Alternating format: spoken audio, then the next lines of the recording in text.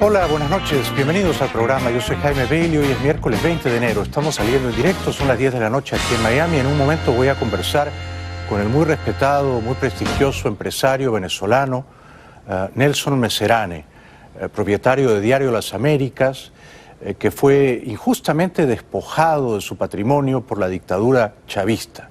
No se pierdan el testimonio de Nelson Messerane en un momento. Nelson Messerane, él es un muy prestigioso empresario venezolano, fue propietario de bancos, de medios periodísticos en Venezuela. Chávez, el dictador, se ensañó con él. Ahora Nelson está afincado aquí en la Florida, es dueño del Diario Las Américas. Nelson, muchas gracias por venir. Buenas noches. Buenas noches y muchísimas gracias, Jaime. Encantado de conversar contigo. Cuéntanos, por favor, para los que no estamos del todo familiarizados con tu trayectoria en Venezuela, ¿en qué ciudad naciste tú? En Caracas, en el centro de Caracas, de una dirección muy conocida y con gran orgullo de ser caraqueño. ¿Qué estudiaste? Estudié economía, estudié primero en el Colegio La Salle, después economía en la Universidad Católica. ¿Y cuáles fueron tus principales éxitos empresariales en tu país, Venezuela? Bueno, muy vinculado al principio en el área inmobiliaria, que fue una de los fuertes de mi padre, que se desarrolló mucho en el sector inmobiliario, y de allí, desde los años, bueno, estoy hablándote de 100 años de historia entre mi padre y nosotros, profundizamos en el sector financiero, en el sector seguro, en los sectores de hotelería, minería, periódicos, televisión, y así fue creciendo. Hicimos, porque para mí nunca hay un individuo, sino un grupo, entre todos los colaboradores y todas las familias, que es el soporte principal. Se puede decir que antes de que Chávez llegara al poder, el Grupo Messerane era uno de los más importantes de Venezuela, ¿verdad? Creo que sí, no es sin ninguna pretensión, pero creo que teníamos nuestro espacio y sin duda pues teníamos, y me es una buena oportunidad que me das a mí para lo que estás diciendo, porque parece que cuando llegó Chávez, según ellos, a nosotros y a muchos otros empresarios nos cambiaron el chip en la cabeza y nos convirtieron en vagabundos, en ladrones, en que deshonrábamos a todos, violábamos todas las leyes. Y yo digo, caramba, antes de entrar Chávez no éramos así. ¿Qué fue lo que pasó? Parece que hubo un cambio ahí, sí, pero ellos llegaron y todo es distinto.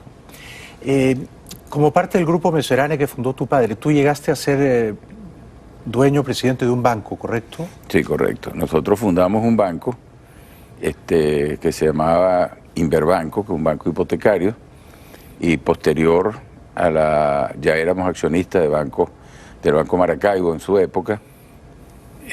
Vendimos esa participación y luego ya mi padre había muerto, y compré un grupo financiero donde estaba el Banco Federal, que era muy pequeñito, era un banquito recién fundado, y lo convertimos pues en uno de los bancos más importantes del país. Al punto que tenía más de 100 agencias en todo el país, era un banco muy solvente, muy competitivo.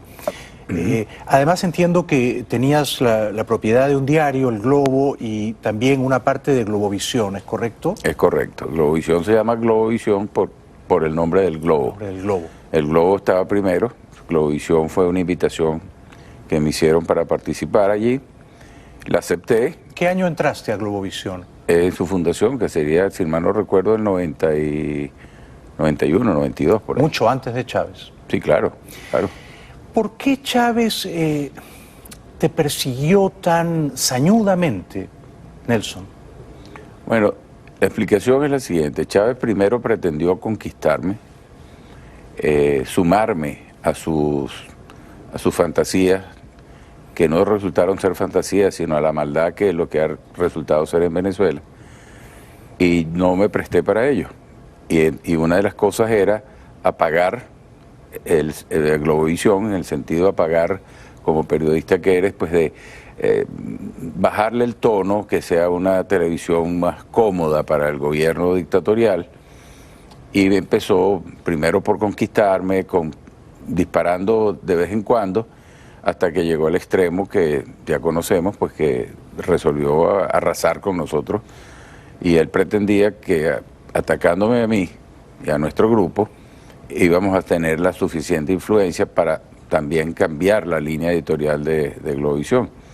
Editorial que no era contra el gobierno, como se quiere hacer ver, sino que era por decir la verdad, por decir lo que está pasando, por asumir una posición honesta ante el país, y no lo toleraron. Ellos no toleran eso.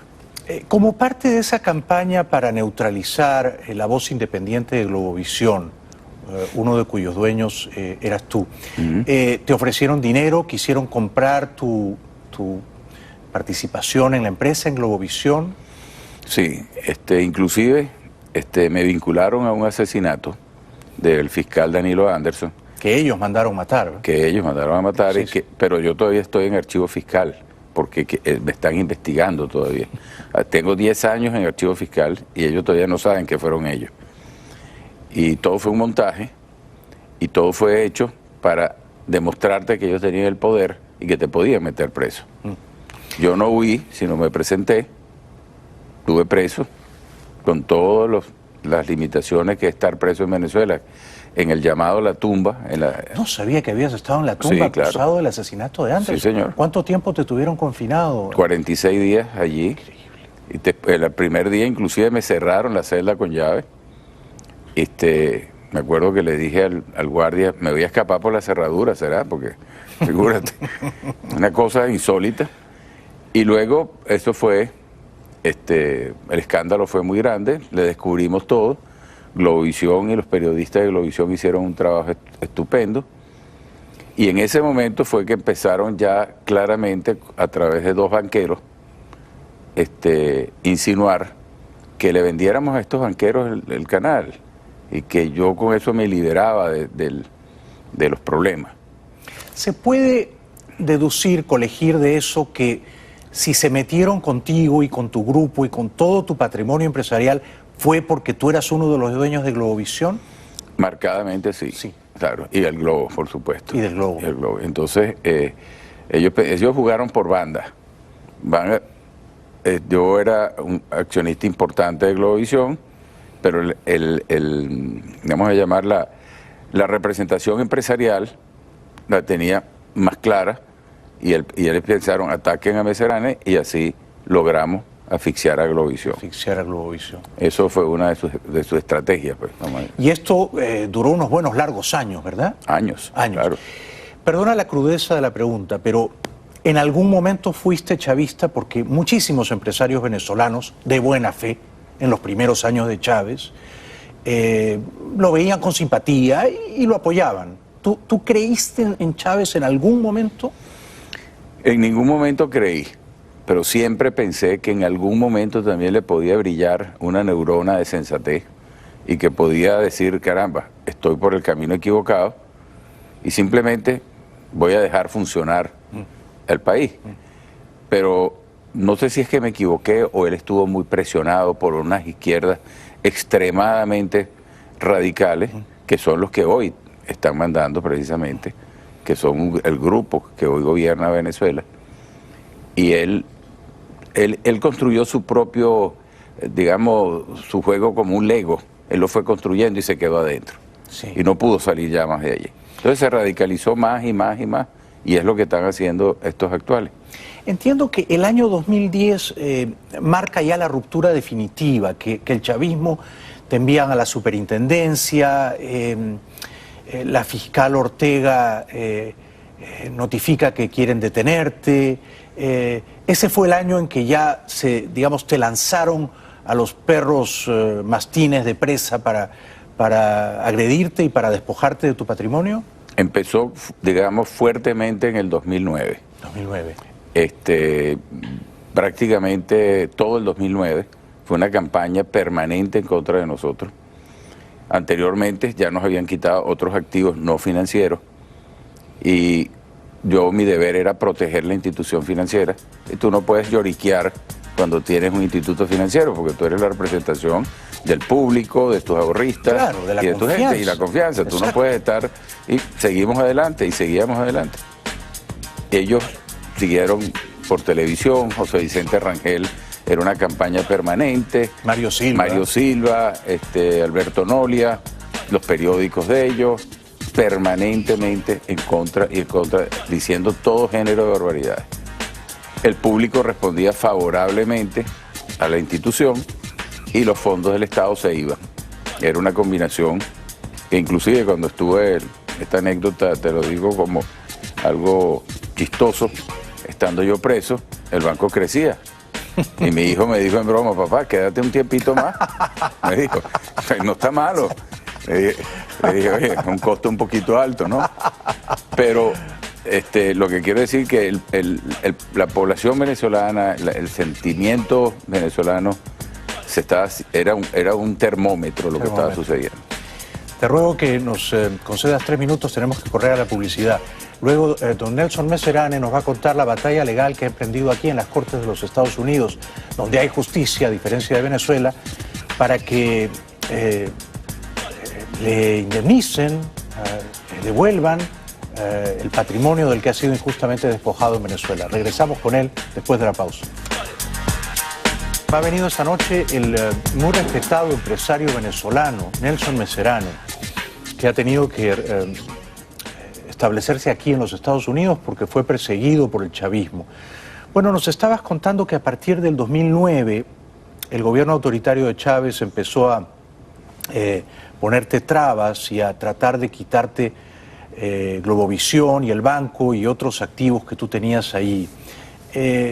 ¿Puedes continuar con el relato, por favor? Sí, cómo no.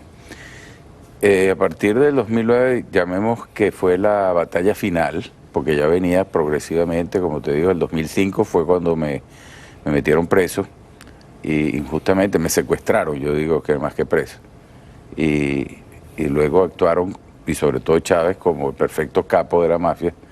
Y cuando salí, llegando a mi casa, llaman por teléfono y me dicen, casa militar, que el presidente quiere hablar con usted. Yo, sí, conmigo, sí. Y me dice, Nelson, yo nunca tuve dudas de ti.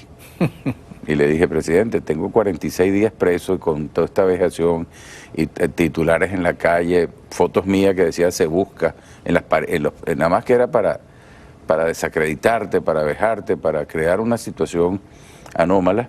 Y usted me dice a mí que no tenía duda. Entonces me dice así como buen capo, me dijo, descansa en estos días, porque era diciembre, y hablaremos más adelante. Específicamente como lo hacen así, El Padrino, la película. Sí, tal cual. Dale unos golpes a fulano y después van y hablan con la esposa. Y él era un muchacho que yo quería mucho. Sí. Así funcionó y uno tiene que ir manejando la situación. Y ya en el 2009 arremetieron ya a José Vicente Rangel, como dije anteriormente, y todos ellos, la prensa, etcétera, para desacreditar a la institución financiera. Para lograr que los ahorristas retirasen su dinero. Los fondos. Y lo lograron, ¿verdad? Es decir, lograron fue una campaña parte de difamación tremenda. Tremenda, lograron una parte, pero volvían a entrar por otros entraban, y era normal que la gente sintiera miedo cuando el presidente de la República y el gobierno en general está hablando. Yo fui a la televisión y dije, yo creo que todo el que tenga y piense que su dinero está a riesgo, debe retirarlo. Y eso paró la corrida. La gente dijo, bueno, sintieron una voz, digamos, de honestidad que le está diciendo, bueno, ¿qué quieres que te diga? ¿En qué momento decides tú que ya no podías seguir dando la batalla en Venezuela y que te iban a meter en la cárcel de todos modos? No, nunca sentí eso. Lo que pasa fue que mi médico me dijo, a principios del año 2010, en que ya había sido un diciembre de ataques permanentes, de multas y multas y multas que sin sentido, nos objetaban todo lo que tú hicieras estaba objetado. Y él me dijo, mira Nelson, tú a lo mejor vas a ganar la batalla, pero la vas a ganar 3 metros bajo tierra. Yo creo que es preferible que te tomes unos días, te hagas un examen médico y vayas a Estados Unidos, a España, donde tú quieras. A tomar aire, claro. A tomar aire, porque si no, no vas a lograr, porque estabas muy tenso. Me imagino. Yo hice unos viajes que tenía que hacer, diferentes cosas que tenemos en el mundo, y en el mes de abril, por allí, me vine para Estados Unidos, marzo, abril, si mal no recuerdo la fecha exacta. ¿De 2010? De 2010, pero siempre en contacto con Venezuela, de lo que estaba pasando con las autoridades, con diferentes... Hay algunas autoridades que debo decirte que se portaron correctamente, que consideraban que esto estaba mal y mantenías más o menos el nivel, sí, y la institución seguía funcionando bien. Estando aquí, Chávez me llamó por teléfono. Esos fueron los días que empezaron a descubrirse la comida de pudreval, como lo llamaron, la comida podrida, los containers llenos de comida que estaba vencida y con facturas millonarias, multimillonarias. Y me llamó y me dijo, ¿cuándo regresa? Muy autoritariamente me lo dijo. Le dije, presidente, me voy a quedar unos días más y tengo unos exámenes. ¿Por qué? Me dijo en este tono, arrégleme eso de Globovisión o aténgase a las consecuencias. Ah, caramba. Así arrégleme eso o aténgase a las consecuencias. Le dije, mire, presidente, no tengo nada que arreglar en Globovisión. Los periodistas están haciendo su trabajo. No tiene sentido que les tape la boca a ninguno, porque igual lo van a sacar también por otro canal y por otro lugar. Claro.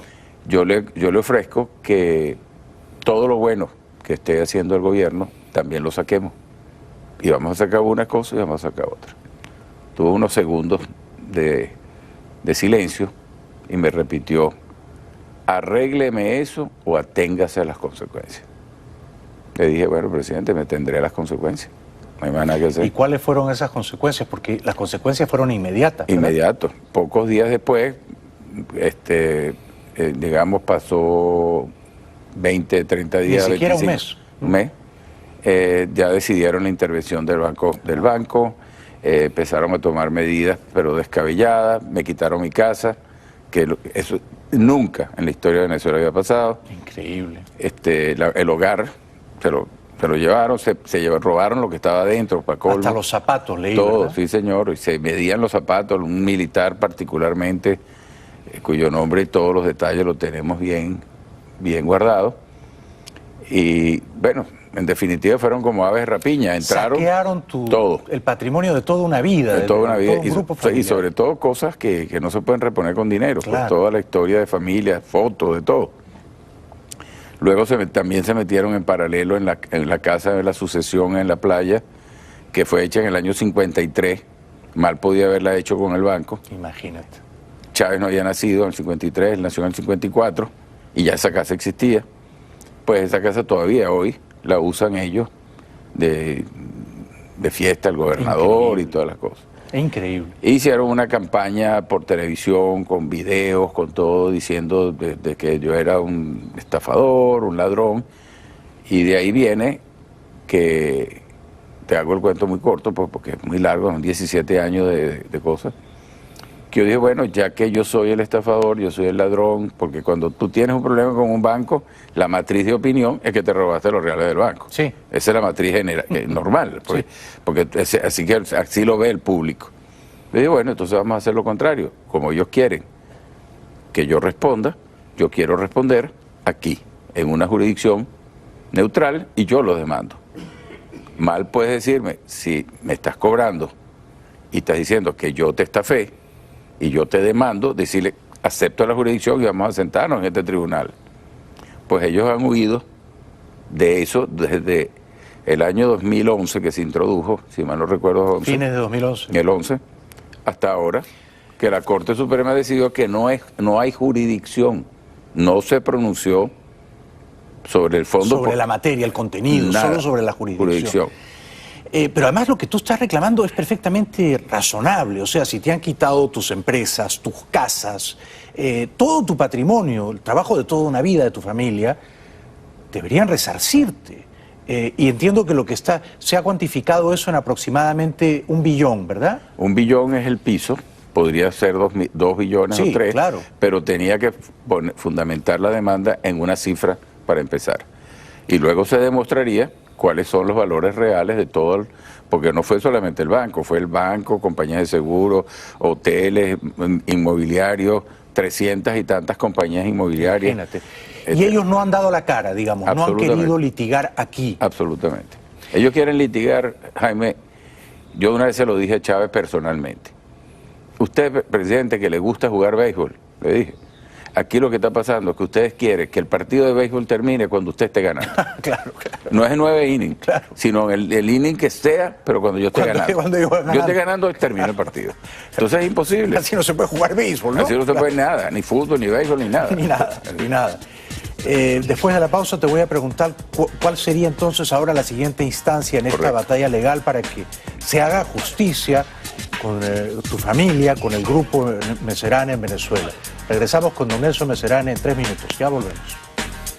Con don Nelson Meserane, él es un empresario venezolano muy influyente, muy respetado, que ahora se ha afincado aquí en los Estados Unidos porque sufrió una terrible persecución por la dictadura chavista porque no quiso doblegarse, no quiso hincarse de rodillas y era el dueño, uno de los dueños de Globovisión, que era durante largos años, creo, la única voz crítica al chavismo en la televisión venezolana, ¿verdad? Era la única. Exactamente, era la ventana a la libertad. Exacto.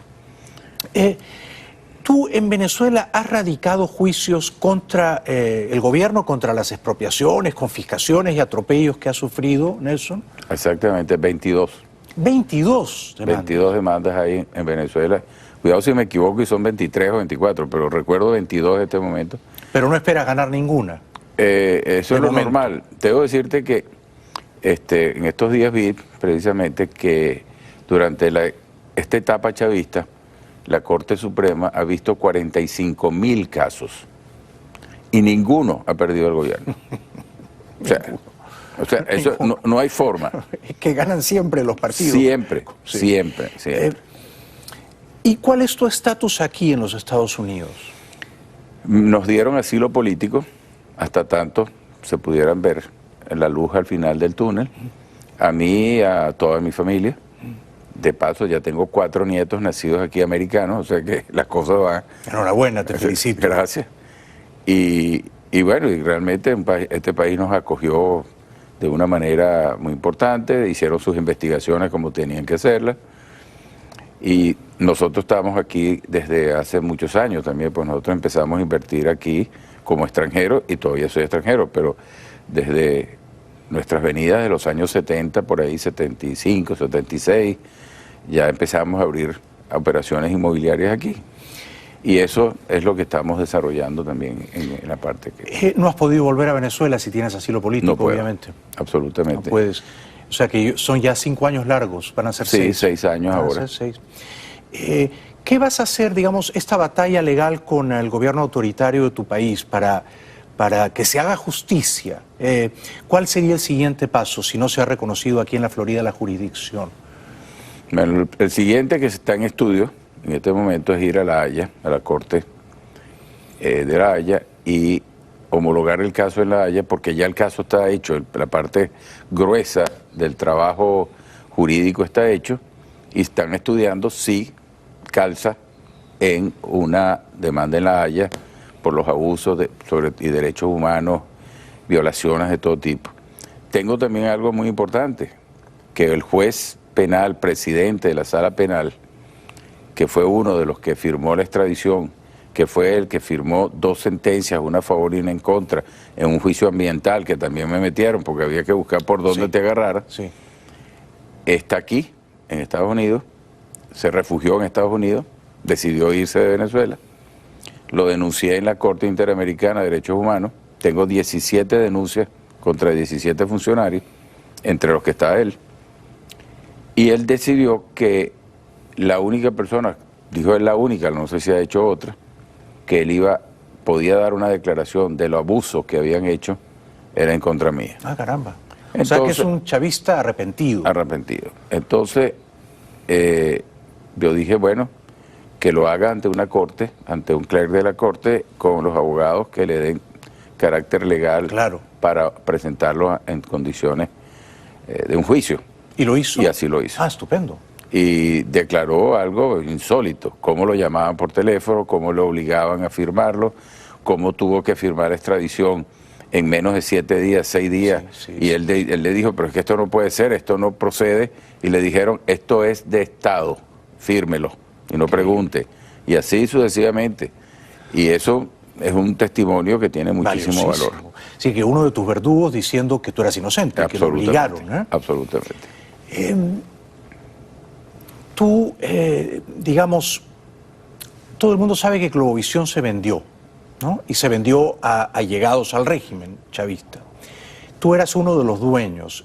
¿Tú aprobaste esa operación de venta? ¿Tú obtuviste un dinero por vender el canal? Absolutamente, ni un centavo, de ninguna naturaleza. Ellos se atribuyeron, Fogade, que fue que se tomó las acciones de la parte esa que estaba fuera de una compañía,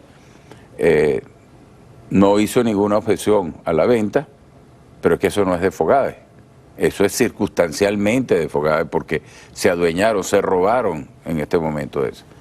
Por lo tanto, también tengo un estudio jurídico que demuestra que en su momento, de paso tengo 10 años para hacerlo, puedo reclamar mi derecho preferente, claro, a esa operación. Que no se respetó. No se respetó. Tú eras uno de los dueños de la empresa y no se te ha dado nada. O sea que ese es un despojo también, ¿no? Y no que me den, sino que yo tengo el derecho preferente de quedarme con las otras acciones. Claro. Me puedo quedar con las 100% en la igualdad de condiciones que como hicieron la venta.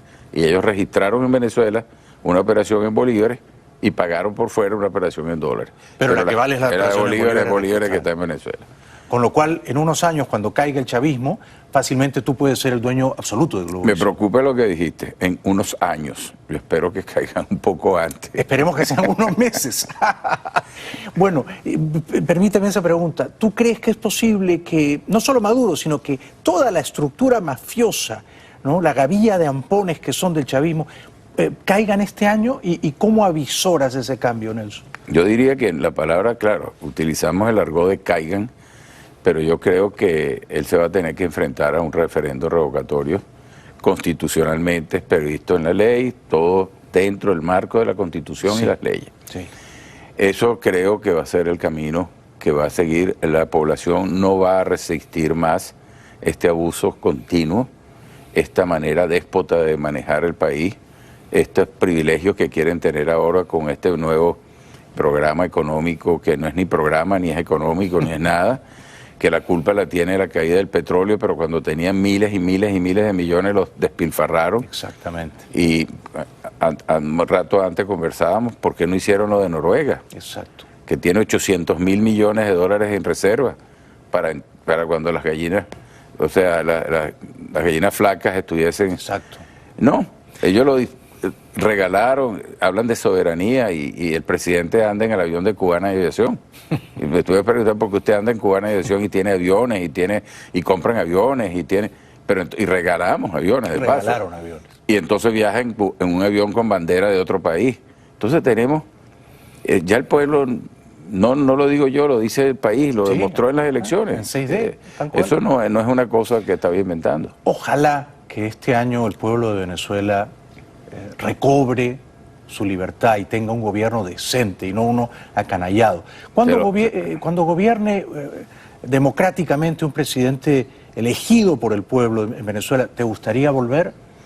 ¿Retomar tus negocios? Indudablemente que me gustaría volver, me gustaría caminar por las mismas calles con la gente libre, con la gente que se sienta que recuperaron, que hay que reconocerle que el mérito, y gracias a Dios, yo considero que el pueblo venezolano es un pueblo muy noble y que ha dado una batalla, si ves desde cuándo, desde el 2000, prácticamente al año de estar Chávez ya estaban en una batalla. Resistiendo, ¿no? Resistiendo las marchas que hicieron, pacíficas, con flores, con banderas, con música, de la manera que sea. Nos criticaron muchísimo, que así no era, que había que ser radicales. Todas las formas habidas y por haber se hicieron. ¿Y qué hicieron ellos? Reprimir, vejar, matar gente, destruir las propiedades y lo último, que entre los 70 y tantos presos políticos, 80 presos políticos claros y definidos, tenemos lo de Leopoldo López, sí, que es una vergüenza. Una vergüenza absoluta. Una vergüenza lo que hicieron con su esposa y que no es ahora, que vienen haciéndolo y así serán con todos los demás que ellos quieran. Como periodista te agradezco profundamente por haber defendido la libertad de expresión en Venezuela, comprometiendo todo tu patrimonio. Eres un ejemplo de empresario, Nelson, y eres una inspiración. Muchas gracias por venir esta noche. Muchas gracias, Jaime. Igualmente te damos las gracias porque tú también has sido un factor muy valioso para nosotros y de decir la verdad día a día. Es mi deber. Volveremos pronto a Caracas y celebraremos la caída de la dictadura. Dios quiera. Gracias, Nelson. Muchas gracias. Un aplauso para Nelson Becerrane, por favor. Gracias. Muchas gracias. Muy amable. Si hubiera 20 empresarios en Venezuela como él, el país no estaría hundido en el pantano como está. Regresamos después de la pausa. Porque entonces, y esto es lo que le ha pasado a nuestro invitado de esta noche, los socialistas del siglo XXI en realidad son unos grandes ladrones. Como fueron unos grandes ladrones, los Castro cuando capturaron el poder el 59 en Cuba se quedaron con todas las grandes mansiones, con todas las grandes haciendas, con todos los grandes negocios y yates. Como fueron unos grandes ladrones los sandinistas en Nicaragua, que fueron aves de rapiña, buitres, que se quedaron con todas las grandes casas que robaron. Y como ahora han sido unos grandes ladrones, saqueadores, los chavistas en Venezuela. Algún día eso cambiará. Y algún día los que han abusado tan inmoderadamente del poder pagarán por sus excesos y sus crímenes. Entre tanto, hay que tener paciencia, hay que perseverar y hay que dar la lucha indesmayablemente. Venezuela será libre pronto, si Dios quiere, este mismo año.